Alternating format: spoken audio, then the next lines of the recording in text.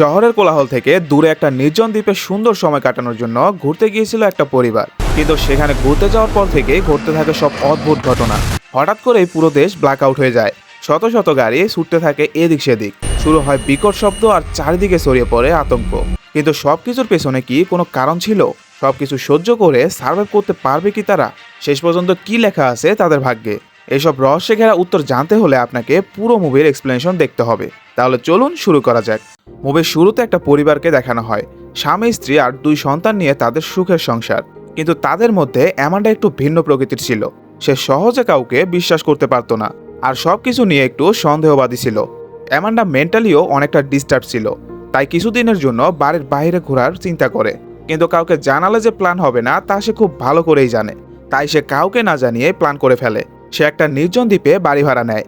পরদিন সকালে তার হাজবেন্ড ঘুম থেকে উঠলে তাকে জানায় তারা ঘুরতে যেতে চায়। ক্লে হঠাৎ এমন ট্যুরের কথা শুনে কিছুটা অবাক হয়। প্রথমে তো সে যেতেই চায় না, কিন্তু অ্যামান্ডা বলে সে বাড়ি ভাড়া নিয়ে ফেলেছে, এমনকি সবার লাগেজ পর্যন্ত গুছিয়ে ফেলেছে, তাই কেউ আর না যাওয়ার বাহানা দিতে পারে না। এরপর পুরো পরিবার বেরিয়ে পড়ে সেই দ্বীপে যাওয়ার জন্য। এখানে তাদের মেয়ে রোজকে দেখানো হয়। রোজ অনেক বেশি ফোন অ্যাডিক্টেড ছিল, আর তার অ্যাডিকশনের কারণ ছিল ফ্রেন্ড সিরিজ। গাড়িতে যাওয়ার সময় রোজ সেই সিরিজটা দেখছিল। এরপর তারা সবাই দ্বীপের সেই ভাড়া বাড়িতে গিয়ে পৌঁছায়। বাড়ির ভিতরটা বেশ সাজানো গোছানো ছিল। বাসায় কিছুটা রেস্ট করার পর তারা সমুদ্র পাড়ে চলে আসে। সমুদ্রের ঠান্ডা বাতাসে সবাই বেশ ভালোই মজা করছিল। কিন্তু তখনই রোজ একটা অদ্ভুত বিষয় খেয়াল করে। সে সমুদ্রের মাঝে একটা জাহাজ দেখতে পায়। জাহাজ দেখে মনে হচ্ছিল সেটা তাদের দিকেই ধেয়ে আসছে। তবে জাহাজটা সমুদ্রের মাঝামাঝি থাকায় কেউ তার কথায় পাত্তা দেয় না, কারণ দূরের জিনিস দেখতে কিছুটা এমনই হয়। কিন্তু কিছুক্ষণ পর তাদের ধারণা পুরোপুরি বদলে যায়, কারণ জাহাজটা তখন একেবারে তাদের কাছে চলে এসেছিল। জাহাজের গতি বেশি থাকার কারণে সেটা থামছিলই না। বিপদ বুঝতে পেরে সবাই তখন দৌড়াতে শুরু করে। আশেপাশে সবার মধ্যে একটা আতঙ্ক দেখা যাচ্ছিল। সবাই ছোটাছুটি করতে থাকে। এরই মধ্যে জাহাজটা তীরে এসে বালুর মধ্যে আটকে যায়। এই ঘটনায় সবাই বেশ অবাকই হয়েছে।